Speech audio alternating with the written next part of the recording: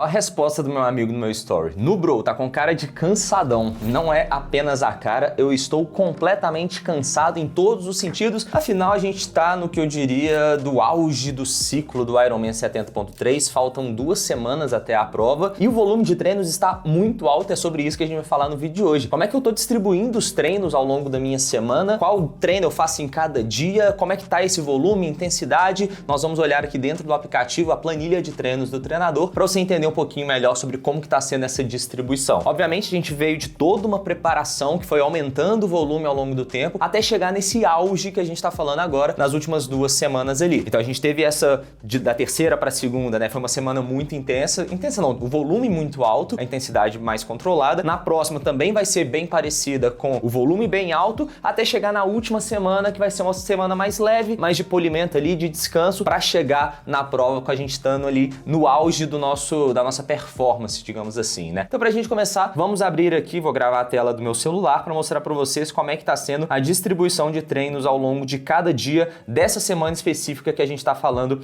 aqui. Basicamente, a semana começou ali na segunda-feira, que teoricamente era um dia off dos treinos de natação, bike e corrida, mas eu fiz um treino de fortalecimento, alguns exercícios específicos que eu vou até deixar passando aqui na tela para vocês entenderem um pouquinho melhor sobre como que são esses exercícios específicos para fortalecimento para o triatlon. Não é aquele treino tradicional de academia, são muitos treinos com ou peso livre ou então, às vezes sem peso também, bem específicos e globais que pegam o corpo inteiro para ter muita estabilidade, enfim, são exercícios um pouco mais diferentes do que a gente está acostumado na academia. Chegou na terça-feira, foi um treino de tiro na corrida, então a gente fez ali o aquecimento de 20 minutos em zona 2, que a minha zona 2 está ali entre 5,26 e 4,45, e depois foram 3 tiros de 15 minutos cada um em zona 3, recuperando 5 minutos em zona 1. Então deu 1h20 de treino no total, corri 17 km nesse dia com um pace médio ali de 4,44. Depois eu fui fazer ciclismo, 1h30 em zona 2, então esse treino eu fiz no rolo dentro de casa, porque aqui em BH é um pouco complicado a gente pedalar sempre na rua, tem muita altimetria, é só morro em BH, fora a segurança que a galera não respeita, nas estradas tem muito caminhão e sempre tem acidente, então durante a semana eu prefiro fazer dentro de casa, a logística é mais fácil, e no final de semana nós vamos ver lá que tem um treino de transição, aí eu faço em outro lugar, depois eu conto um pouquinho melhor para vocês. Na quarta-feira foram 2 horas de ciclismo em zona 1, então vocês percebam que todos os treinos, tirando esse de corrida até então, foram treinos com muito volume, então treinos longos, mas com baixa intensidade. Nesse caso foram 2 horas em zona 1, que é um treino bem tranquilo ali, que é só para realmente fazer volume, para você fazer aquela rodagem. E depois natação. Na planilha tava 2.500 metros, mas eu fiz 2.000 metros ali em 36 minutos, porque, para quem não sabe, eu vim da natação, né? Então eu nadei desde 1 ano de idade até os meus 15, se não me engano, e era, assim, hoje o meu esporte talvez em relação à média de todo mundo, o mais forte. Então eu tenho essa bagagem da natação acumulada desde que eu era mais novo, eu fiquei dos 15 até os 24 ali parado, mas eu tenho essa vantagem relativa e não é um treino que eu fico, tipo, indo até a falha sempre e eu não gasto muito tempo com a natação, eu só faço aquele volume para continuar tendo aquele ritmo e não perder o ritmo que eu já tenho. Então, muitas vezes, se eu preciso falhar em algum treino, eu falho na natação para poder focar nos outros 2 que eu preciso desenvolver um pouco mais, principalmente na bike. Na corrida eu já tenho uma certa bagagem ali de uns 2 anos, tô correndo relativamente bem também, mas na natação é onde eu me dou o luxo, eventualmente, de falhar, de não completar um treino, então eu faço ali só para ter aquele volume e não ficar 100% parado. E depois eu ainda fiz musculação. Então na quarta-feira, como que eu dividi? Eu fiz a natação, fiz musculação os 2 de manhã nessa ordem e depois de tarde eu fiz ali 2 horas de ciclismo. Chegamos na quinta-feira aqui, foram 2 horas de corrida, só que um treino leve também, né? Alternando ali entre zona 2 e zona 1, deu 22 quilômetros, então mais uma meia maratona. E é engraçado, né? Porque até 1 mês atrás, se não me engano, 1 mês e meio, 2 meses, no máximo, eu nunca tinha corrido uma meia maratona. Nunca tinha corrido e eu sempre ficava na cabeça, poxa, vou fazer uma meia maratona numa prova pra realmente é uma distância maior, eu acho que precisa comemorar ali numa prova eventualmente, não vou fazer num treino aqui de boa, enquanto eu treinava sozinho, né? Aí chegou no ciclo do Ironman 70.3, peguei um treinador, fez a minha planilha e do nada eu nunca tinha corrido uma meia maratona e passou de um dia pro outro, toda semana tem uma meia maratona no meu treino. Então toda quinta-feira a gente faz o longo de corrida, que sempre dá ali aproximadamente uns 20, 21, 22 quilômetros. Então já tem umas 5, 6 semanas seguidas que eu tô fazendo essa distância ali na quinta-feira, mas sempre em zona 2, treinos longos com baixa intensidade. Depois teve 1h10 de ciclismo, que foram tiros na bike, então fiz dentro de casa também. Aquecimento 10 minutos em zona 1 e depois 4 tiros de 12 minutos em zona 3. Deu ali 1h10 no total. Chegou na sexta-feira, que é o dia de hoje, que eu tô gravando esse vídeo aqui pra vocês, e tinha natação pra fazer, só que é feriado e a academia não abre a piscina. Então, igual eu falei, eu vou me dar o luxo de ter um dia off hoje, não vou fazer nenhum treino, porque era pra ser natação apenas, então, como não tem, eu até poderia remanejar algum outro, só que amanhã já vai ter natação também, enfim. Eu escolhi não fazer nada no dia de hoje, porque a próxima semana também vai ser muito intensa e vou descansar aqui, tanto para a transição do final de semana, quanto para a próxima semana, que vai ser muito intensa também. Então eu quero chegar um pouco mais descansado nessa planilha que vai vir por aí. E aí amanhã, como é que vai ser? Vai ser uma corrida bem leve ali em zona 1, zona 2, 40 minutinhos só, realmente só para fazer volume, então vai ser o terceiro treino de corrida da semana e no domingo vai ter a transição que vai ser o quarto, e tem natação também, a planilha aqui de 2.400 metros, alternando ali em zona 1, zona 3, zona 2 e depois zona 1 também. E domingo é o dia, assim, é o melhor dia da minha semana. Por quê? A gente tem 3 horas de bike e 1 hora de corrida. E por que é o melhor dia da minha semana, né? Porque, igual eu falei, aqui em BH a gente não tem muito onde pedalar perto de casa de forma segura e sem muita altimetria, né? Sem muito morro. E aí o que a gente faz? Eu saio daqui de casa, ali entre BH e Nova Lima, e vou lá para Confins, que é onde é o aeroporto de Belo Horizonte. Por quê? Lá a pista é muito mais larga, tem um acostamento, passa pouco caminhão e domingo passa pouco carro também. Então é um dos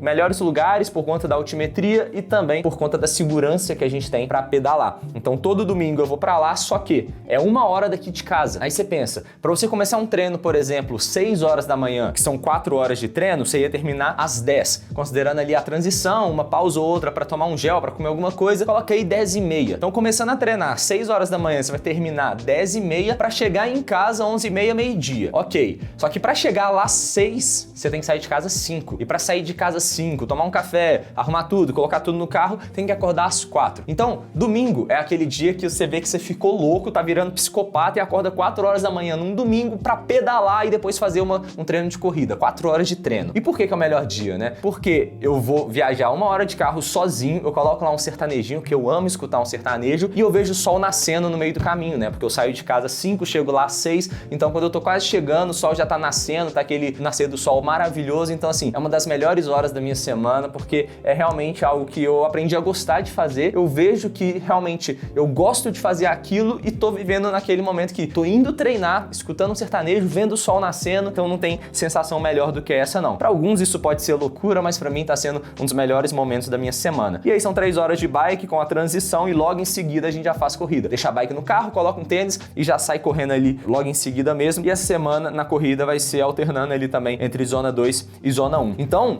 muitas vezes a gente vai ver que não necessariamente você precisa ficar sempre em alta intensidade. Muito pelo contrário, 80%, 90% dos treinos são treinos leves. Por mais que sejam treinos de longa duração, sejam treinos pesados por conta do volume, da distância que você faz e do tempo também, a intensidade é mais controlada. Então são treinos leves que a frequência cardíaca normalmente vai estar mais controlada. Então essa é a grande vantagem, a grande diferença de você treinar para uma prova de longa distância para uma prova de curta distância. Na curta distância você precisa realmente ter ali a intensidade no seu treino, ficar fazendo tiro, por exemplo. E num treino como, por exemplo, do Ironman, que a prova deve demorar umas 5, 6 horas, no meu caso, os treinos são mais em zona 2. Então a prova também a gente vai ter ali que trabalhar essa resistência e não tanto a intensidade, a velocidade. Só que, obviamente, se você tem mais velocidade, se você tem um VO2 mais alto, você consegue segurar um pace ali, por exemplo, na corrida, mais interessante durante mais tempo. Então você precisa ter os estímulos também de intensidade, fazer os treinos de tiro, é um mix de tudo. Por isso que é bom ter um treinador para passar a planilha para você certinho, para você conseguir evoluir da melhor maneira possível. E outra coisa, curiosidade também que vocês devem ter percebido, se você já treina e tem alguma assessoria te passando os treinos, é que você deve ter percebido que todos os meus treinos, tirando natação, são por tempo e não por distância. Então eu vejo muito amigo meu falando, poxa, meus tiros são de, sei lá, 500 metros, 1 km, 2 km, e os seus são por tempo. Então o meu treinador, ele gosta dessa metodologia de passar os treinos por tempo. Então se eu vou fazer algum tiro, por por exemplo, aqui na terça-feira, que eram tiros de corrida, eram 3 tiros de 15 minutos em zona 3. Logo, a distância desse tiro é só uma consequência do pace que eu vou fazer no tiro versus o tempo que eu vou ficar fazendo aquele pace médio. Então é um pouco diferente essas metodologias e eu tô gostando bastante desses treinos também, seguindo essa metodologia, e principalmente o descanso é sempre ativo. Então você percebe aqui que depois de um tiro de 15 minutos em zona 3, você vai ter aqui 5 minutos em zona 1. Então você continua correndo num pace ali mais ou menos de 5,30 a 6, no meu caso, para recuperar e abaixar aquela frequência cardíaca. Então não é aquele treino que você fica parado, e eu vejo, até já vi alguns vídeos no YouTube também falando que faz sentido você ter esse descanso ativo para a frequência não abaixar muito e continuar mais alta, para na hora de começar o próximo tiro, sua frequência vai lá em cima de novo, você vai ficar mais tempo trabalhando naquela frequência que vai te ajudar a aumentar o VO2. Então eu tô gostando bastante desse estilo de treino e ainda não sei como é que vai ser o treino da próxima semana, porque eu tô gravando aqui na sexta-feira, tem sábado e domingo, e o treinador sempre manda o treino da próxima semana aos domingos, então não sei exatamente como é que vai ser na próxima. Depois eu vou compartilhar lá no story do Instagram também, se você ainda não me segue, pode me seguir lá. E sobre isso tudo, né, para conseguir conciliar todo esse volume de treino, você deve estar precisando comer muito, né, Stuart? E sim, eu preciso comer bastante. Se a gente olhar, a minha dieta tá aí com 3.600 calorias por dia,